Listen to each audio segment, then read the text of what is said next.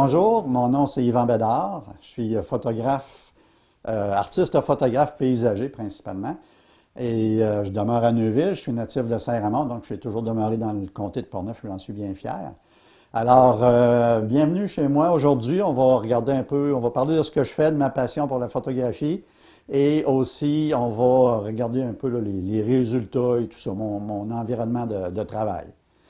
Alors, pour faire un petit historique, je fais de la photographie depuis l'âge de 17 ou 18 ans, l'âge auquel j'ai acheté mon premier appareil réflexe 35 mm dans le temps, un Zénith E de fabrication soviétique. C'était lourd comme un tank, ça pouvait résister aux bombes nucléaires tellement que c'était robuste. Mais j'ai commencé avec ça.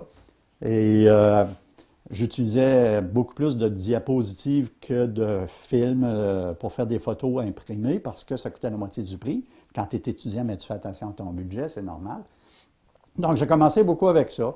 Mais j'avais quand même fait avant ça de la photographie avec de la finition en chambre noire là, à l'école secondaire à Saint-Raymond, à la Polyvalente.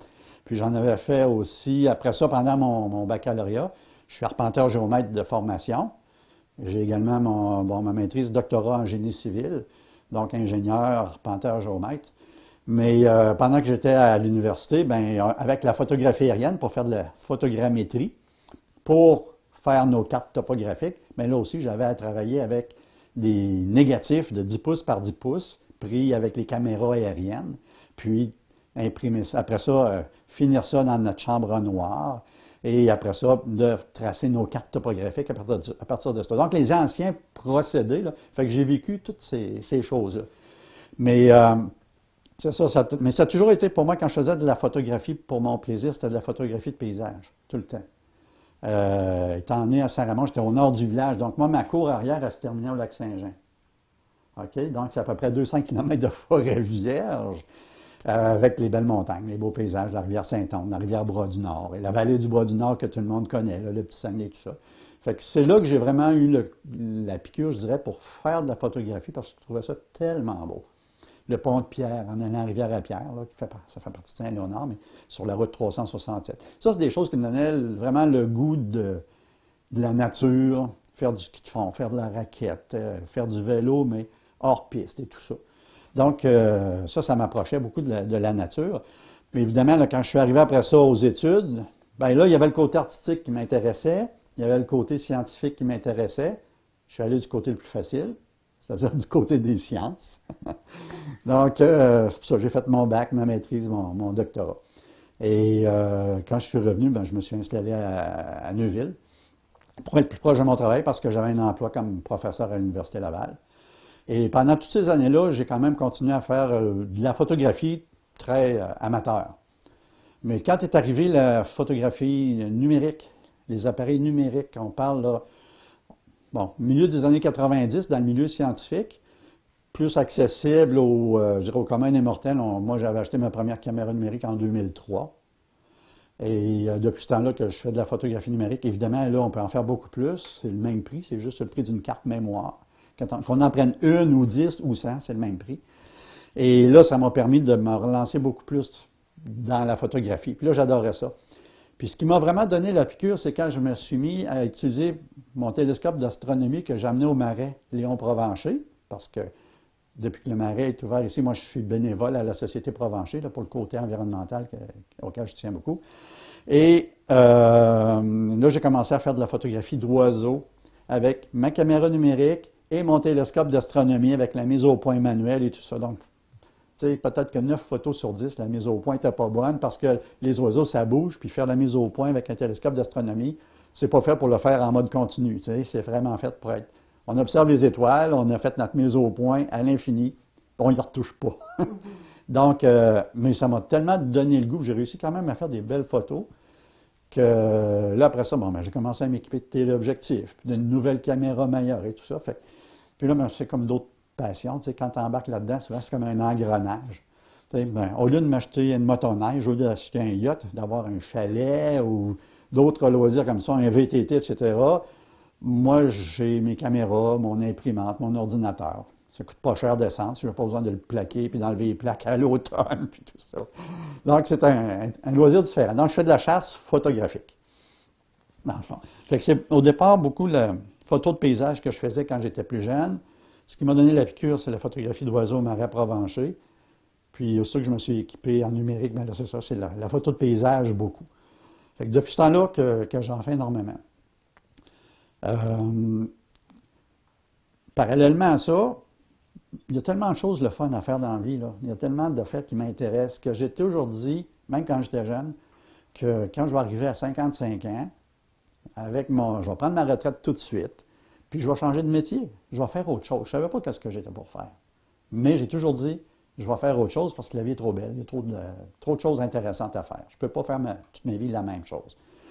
Et ça allait bien. J'étais chercheur à l'université. Des grosses subventions de recherche, 1 million par année. Puis j'ai remporté des prix un peu partout là, au niveau scientifique, que ce soit aux États-Unis, au Canada, en Europe. Là. Donc j'ai eu à peu près tout ce qui pouvait exister comme prix. Là. Maintenant, je suis professeur émérite là, à l'Université Laval. Donc j'adorais ça, j'aimais ça. J'avais une équipe fantastique d'assistants de recherche. J'avais des étudiants super brillants d'un peu partout dans le monde. Et une bonne équipe de travail. Et là, au fur et à mesure que j'approchais de mon 55 ans, j'ai jamais hésité une seconde. Pour moi, c'était évident que là, parce que j'avais ma passion photographique, je vais quitter l'université pour me consacrer à plein temps à la photo de paysage. Puis là, on me disait, voyons, t'es fou, voyons, ça n'a pas de bon sens. Quitter un emploi avec un bon salaire, une grosse équipe de travail, la technologie la plus à jour, tu travailles sur des choses qu'on va voir sur le marché dans 15 ans, etc. Puis là, tu vas lâcher tout ça pour aller faire un métier où à peu près tout le monde crève de faim, où tu travailles tout seul, tu dois tout faire de A à Z, à partir de la planification, il faut que tu ailles sur le terrain, il faut que tu reviennes, tu fasses tes traitements en informatique, il faut que tu imprimes tes affaires, etc. Ça ne marche pas. J'ai dit non, au contraire, c'est ça qui est excitant, c'est de recommencer à zéro. Et puis là, au lieu d'avoir des idées, et puis de dire à mes assistants de recherche ou à mes étudiants gradués, bien, travaille là-dessus, peut-être qu'on va déboucher sur quelque chose de nouveau et d'intéressant. Bien là, là, j'ai une idée, parfait, je m'assois et je la fais. C'est moi qui la fais de A à Z. C'est une différence énorme. Puis moi, ça me fait triper autant que dans le temps. J'adorais ce que je faisais et j'adore ce que je fais maintenant. Autrement dit, je suis passé d'une passion à une autre. Puis on dit que c'est une bonne façon de se garder jeune. Fait que, c'est ça, moi, je viens d'avoir 64 ans, puis je me sens encore en pleine forme, pépé, puis j'adore la vie, tu sais, ça va super bien. Donc, c'est ça. Il y en a qui disent, ouais, mais ton fonds de pension, tu as coupé beaucoup. Oui, j'ai coupé beaucoup, mais en travaillant de façon professionnelle en photographie, l'argent que je vais chercher là compense pour l'argent que j'ai perdu. Donc, c'est correct. Je n'ai pas de problème avec ça. C'était un peu la gageure que je m'étais donnée, puis j'ai réussi à remporter cette gageure-là. Vous êtes déterminé pour faire des choses comme ça. Ouais. Ça prend beaucoup de persévérance, mais c'est la passion qui nous mène. Oui. Tu sais, c'est pas, comment je dirais, si je sais que je peux améliorer telle chose, j'ai bien de la difficulté à ne pas le faire. Si je sais que je peux améliorer d'autres choses, je vais travailler pour ça. Tout le temps, c'est toujours le désir de faire mieux parce qu'on sait qu'on peut faire mieux. Pourquoi se contenter de ce qu'on a quand on est capable de pousser plus loin? Puis ça, il faut aimer ça. Puis quand on aime ça, quand on est passionné, on ne regarde pas les heures. Tu sais, c'était pareil à l'université. Le nombre d'heures que je faisais, je ne les comptais pas, là. Bien, c'était la même chose, c'est la même chose en photographie. Évidemment, je travaille moins d'heures en photo que je faisais dans le temps à l'université, là. À l'université, quand c'était les vacances, les gens disaient, bon, il vient en vacances, il vient travailler en culotte courte. Ouais. Pourquoi? J'adorais ça. Puis là, ben, c'est la même chose un peu en photographie, mais je travaille moins d'heures qu'avant, mais quand même, tu sais, ça occupe beaucoup mon temps, là, super bien. Mais c'est toujours dans la beauté. Oui, quand j'étais professeur à l'université, j'étais avec des jeunes dynamiques, avec une certaine élite, entre guillemets, des gens qui veulent beaucoup, puis des gens de toutes sortes de pays, qui sortent de leur pays, puis qui veulent améliorer leur sort en venant chercher un métier important, puis qui vont retourner chez eux pour enseigner. J'ai quand même 16 de mes anciens étudiants qui sont maintenant professeurs dans des universités ailleurs dans le monde. Et quand on fait de la photo, c'est la même chose. On fait quelque chose de beau que les gens vont aimer. Il y a différents types de photographie. Okay? Il y en a qui c'est de la photographie plus journalistique, plus descriptive, photographie de guerre, ces choses-là. Ça montre certaines facettes. Pour ma part, c'est beaucoup inspiré de si on veut, le mouvement romantique là, dans la période de fin des années 1850 à 1925 à peu près, dans la peinture traditionnelle, c'est-à-dire que la réalité des travailleurs dans les mines de charbon, tout ça était quand même dur. Fait que souvent, une peinture un peu plus, qu'on ne voit que le beau côté des choses, qui fait rêver, tout ça, ben, ça, les gens aiment ça. Ça les fait sortir de leur quotidien. Tu sais. Bon, moi, quand je fais de la photo de paysage, je fais ça parce que, c'est ce qui me fait le plus de bien. J'adore ça. Je peux être assis 2 heures, 3 heures à la même place, juste à regarder le paysage, à regarder la marée qui monte et descend. Tu sais, j'ai déjà fait, assis sur le bord du fleuve, de la marée basse à la marée haute, juste pour observer les changements, puis le changement de lumière aussi avec le soleil qui se déplace, puis prendre des photos, tout ça. Tu sais, c'est très, très contemplatif. C'est très zen comme activité. Donc, c'est ça. C'est le résultat de tout ça, ça fait du bien aux gens. J'ai vu des personnes en galerie d'art qui arrivent devant un de mes tableaux, une de mes photos, puis qui se tournent de bord et qui ont les larmes aux yeux. Ça, j'en ai vu. Il y a même certains effets thérapeutiques aussi au niveau de l'art qui est reconnu. Et j'avais même comme ça une dame une fois qui est arrivée devant un de mes tableaux. J'ai ici, quand on parle de l'effet thérapeutique de l'art sur la santé des gens, mais c'est vraiment très fort, ça peut venir nous chercher. Dans l'exemple que j'ai ici, il y avait une dame qui est arrivée devant ça, et en le voyant, elle a craqué, elle s'est mise à pleurer, mais vraiment pleurer beaucoup, beaucoup. Et bon, je voyais ça de loin, elle était avec son conjoint, et elle tournait le dos au tableau. Ça fait qu'à un moment donné, je me suis approché pour aller un peu jaser avec, pour savoir qu'est-ce que ça avait évoqué en elle en voyant ce tableau-là, pour avoir une réaction aussi forte. Et elle m'a dit, ça fait 2 ans que j'ai une dépression, que je ne travaille plus.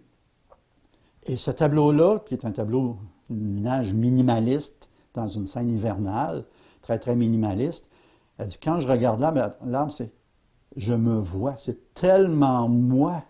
Elle dit, je me sentais toute seule. Ce que je voyais, c'était pas clair, parce que l'arbre, il n'est pas net à cause du brouillard d'hiver. Tu sais, quand j'avais pris cette photo-là, c'est un arbre qui était ici à Saint-Augustin. Et en voyant ça, elle dit, je me suis tellement vu devant ça que ça m'a fait souffrir immédiatement. Et elle a toujours gardé le dos au tableau et elle ne l'a pas regardé pour le reste de la visite dans la galerie d'art. Quand même, c'est fort. Ouais. C'est thérapeutique parce que, dans le fond, c'est un miroir qui a été reflété. Là. Tout à fait, tout à fait. Et les gens achètent en galerie parce qu'ils ont des coups de cœur. Puis quand on a un coup de cœur, souvent, c'est parce qu'on se reconnaît dans...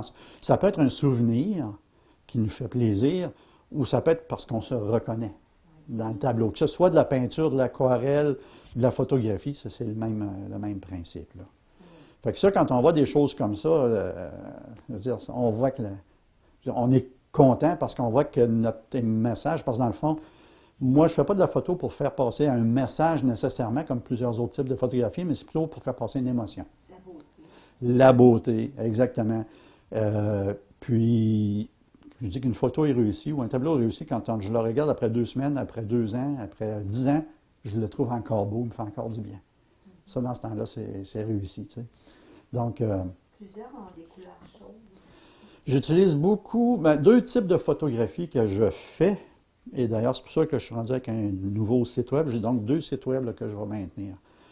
Un qui est plus de la photographie, plus descriptive, plus traditionnelle. Excellente photo quand même au point de vue composition, technique et tout ça.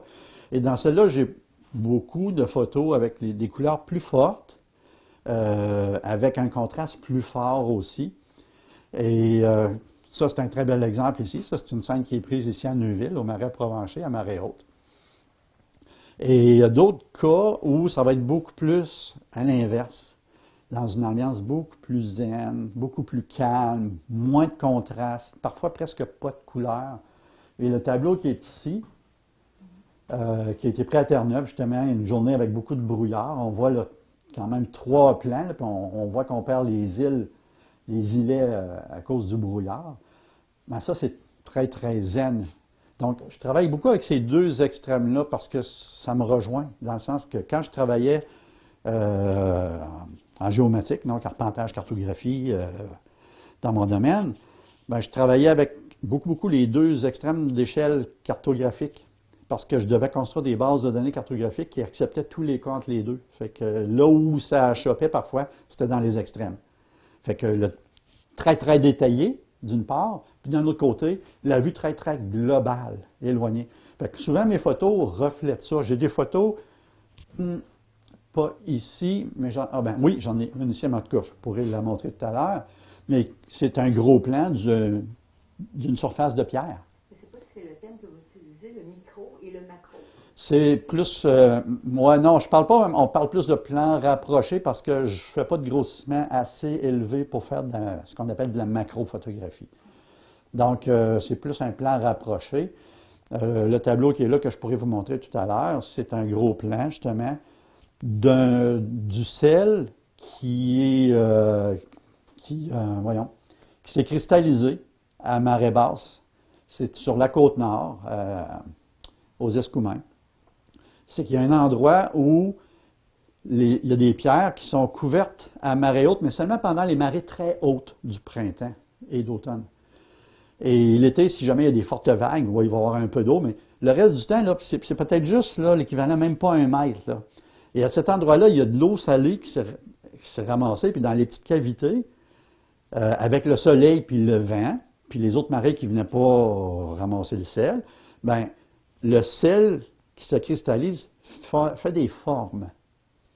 Et moi, j'en ai photographié plusieurs, puis moi, quand je regarde ça, comme celle-ci, ça représente, moi je trouve que ça ressemble à un cheval, mais en fait avec de l'art rupestre. Alors ça, c'est le tableau dont je parlais justement, qui présente un gros plan d'une pierre. Sur la côte nord, il y a beaucoup d'endroits que les pierres sont ferreuses, ce qui est très différent de la rive sud du Saint-Laurent. Et dans ce cas-ci, ben, c'est justement le sel qui s'est cristallisé parce qu'il n'y a pas eu d'autre eau qui est venue changer ça. Donc, avec le vent, le soleil, le sel se cristallise. Et ce que moi, je recherchais, ce que ça me faisait penser, c'est je voyais des formes d'animaux dans ça. Donc, j'ai fait une série de photographies de zones comme ça, qui ont l'air des plaques de sel, tout simplement. Mais moi, dans ça, je vois un cheval, comme de l'art rupestre. Donc, ça pourrait aussi. Moi, je vois la tête du cheval avec les pattes ici, là. Puis j'en ai d'autres comme ça qui ressemblent à une anémone, à un hippopotame, différents animaux comme ça. Une raie, en tout cas, c'est intéressant. Mais ça, c'est de l'art éphémère parce que je suis retourné l'année d'après, mais il n'y en avait plus, là. Et même que le climat n'avait pas été assez bon pour permettre de cristalliser assez. Parce que probablement qu'il y a eu, soit qu'il y a eu plus de pluie ou que les vents étaient plus forts, puis là, il y a plus d'eau qui a éclaboussé là-dessus, puis ça n'a pas permis de cristalliser. Donc, ça, c'est des choses que ça n'existe plus dans la réalité. Alors, je suis dans le très proche, comme je faisais dans le temps, dans mes travaux en géomatique. Puis, d'un autre côté, je vais avoir des scènes, des fois, qui sont beaucoup plus éloignées, comme celle-ci. J'étais quand même assez loin du bateau. Ça, c'est dans les îles grecques. Et donc, c'est ça, les couchers de soleil qui étaient tout simplement fantastiques. Fait que ça, c'est assez loin. Ça, ici, on a un plan rapproché, celle-ci, qui est une belle petite cuisinette privée, si on veut, là, petite salle à manger privée. Ça, c'était à Venise, puis c'était le soir, puis je trouvais que c'était charmant comme scène. Je l'ai photographié. Donc, c'est toujours comme ça, souvent du proche et du loin. Ça, c'est un peu plus loin. Celle-ci, c'est très proche. Le fameux pont de Pierre à Rivière-à-Pierre. Ben, à Saint-Léonard, mais sur la route de Rivière-à-Pierre. Et celui-là particulièrement, moi, j'avais l'habitude d'aller là avec mes parents à chaque automne. Bon, quand les feuilles sont en couleur extraordinaire, on faisait toujours la route 367 jusqu'à Rivière-à-Pierre, au chute de la Marmite. Après ça, on revenait par le petit Saguenay à Saint-Ramon, donc la vallée du Bras-du-Nord. C'était notre tournée familiale. Et cette année-là, ma mère était enceinte de mon frère. Fait que j'étais allé tout seul avec mon père. Hey, le petit gars de 6 ans, tu sais, il se pète les bretelles parce qu'il part avec son père tout seul, bien content. Puis on était arrêté là, et c'est le plus loin que je me souviens de cet endroit-là. Et quand je commençais ma première année, quand ma maîtresse avait demandé de dessiner ce qu'on avait aimé le mieux là, dernièrement, ben j'avais dessiné le pont de Pierre. Pour moi, ça m'avait marqué. Mais il y a beaucoup de gens qui vont prendre des photos du pont de Pierre. Puis moi-même, j'en ai pris plusieurs, qui sont techniquement superbes. Mais il n'y en avait aucune qui me rappelait ce que je ressentais quand j'étais petit. Jusqu'à temps qu'à un moment donné, j'étais ici, puis OK, j'ai une idée sur la façon d'aller le photographier. Qu'est-ce qui faisait que ça m'impressionnait quand j'étais petit? Le pont m'apparaissait gros. Tu sais? Fait que là, je me suis dit, je vais prendre mes bottes, je vais aller dans l'eau avec mon trépied, dans le ruisseau, puis je vais le photographier de près, presque dessous. Alors, quand j'ai fait cette photo-là, ce à quoi moi je pensais en termes de composition, c'était le contraste. Donc, j'ai pris une temps de pause d'à peu près une seconde et demie pour qu'il y ait un peu de mouvement dans l'eau. On voit un petit peu le tourbillon. Ça permet d'adoucir l'eau. Donc, ça ici, c'est doux. Ça, c'est dur. Donc, premier contraste. Deuxième contraste, ça, c'est sombre, c'est presque, c'est gris, c'est noirâtre. Alors que ça, c'est coloré. On voit les couleurs d'automne. Deuxième contraste. Troisième contraste, je suis à l'ombre. Et là, on a la lumière. Donc, j'ai construit autour de mes trois contrastes ma composition. Ça, c'est le genre de choses qui arrivent rarement. Tu sais, quand on a ça 4 ou 5 fois dans une année, là, on est content. On regarde d'après ça à l'endroit de notre appareil photo, puis tu es tellement sûr que tu l'as, la photo que tu recherchais, ce que tu voulais transmettre, là, tu le vois, tu le ressens. Ça, là, c'est un point de vue intérieur, c'est un épanouissement extraordinaire. Et ça, je l'ai ressenti quand j'ai fait celle-là très, très fortement. Donc. Je m'excuse, c'est pris en une photo. Oui, C'est une photo. Tous ces éléments de Ouais. contraste et tout ça. Oui, oui, tout à fait. En tout cas, moi, je l'aime beaucoup, beaucoup. Ouais. Ouais. Et c'est ça, puis elle est particulièrement significative pour moi aussi. Là. Mais non, c'est ça. Donc, cet effet-là que ça me fait, c'est parce que j'ai cette histoire-là avec ma famille de ce lieu-là. Mais il y en a d'autres. Il y a une dame qui, à un moment donné, est arrivée devant un tableau que j'ai fait, une photo que j'ai fait ici à Neuville, sur le bord du fleuve. Puis quand elle est arrivée devant, les larmes sont venues à ses yeux. Puis là, je lui demande pourquoi. Elle m'a dit, c'est tellement notre chez nous. Elle demeure sur la rive sud, mais en face de Neuville. Mais cette scène-là, hivernale, là, avec le fleuve en arrière-plan, puis évidemment, il neigeait, les nuages gris, tout ça. Elle, ça venait la chercher beaucoup, beaucoup. Puis effectivement, moi, quand j'ai fait cette photo-là, puis je l'ai regardée après, c'est tellement mon Québec. C'est tellement une scène québécoise, c'est tellement ce que moi, je connais de mon Québec. Moi, cette photo-là, encore une fois, elle vient me chercher. Mais là, j'ai vu qu'elle venait chercher cette dame-là aussi. Fait que ça, c'est encourageant. Ça, c'est toujours intéressant dans ce temps-là. Puis, quand on photographie comme ça, dans mes cours de photographie, je le dis souvent, faire de la photographie intentionnée. C'est-à-dire prendre le temps, à quelque part, s'asseoir, s'installer, puis qu'est-ce qui vient me chercher ici? Qu'est-ce que j'aime? Puis un coup qu'on le sait mieux, il faut se connaître. Il faut savoir qu'est-ce qui nous plaît dans ça. Puis après, c'est de savoir comment utiliser les différentes variables visuelles pour que ça aille dans le sens qu'on veut l'émotion. Fait que si, par exemple, je suis sur le bord du fleuve, il fait chaud, je me sens bien, il n'y a pas de vent du tout, c'est calme, le fleuve est comme un miroir. Là, je ressens une certaine chaleur, un bien-être. Mais si j'ai quelqu'un qui est assis sur le bord du fleuve avec un manteau bleu, c'est une couleur froide. Donc, dans mon cadrage, je vais l'éliminer, je ne le mettrai pas. Parce qu'en peinture, on part d'un canevas qui est vierge, on rajoute ce qu'on veut. En photo, c'est le contraire. Tout est là, il faut éliminer ce qui va à l'encontre de ce qu'on veut faire ressentir. C'est tout à fait différent comme approche. Alors, quand on pense à ça, si je veux faire ressentir le danger ou l'action, je suis sur le bord du fleuve et tout ce que j'ai, c'est des lignes horizontales, ça ne marchera pas. On ne communiquera pas ce qu'on veut faire ressentir comme émotion. Donc, à ce moment-là, on est mieux, comme j'ai fait des fois, se coucher par terre pour aller chercher le trois quarts de la photo, c'est le galet, puis là, on va chercher les craques les plus craqués, les plus en zigzag possible, parce que le zigzag, surtout si on le met en diagonale, c'est le danger, c'est l'insécurité que ça reflète.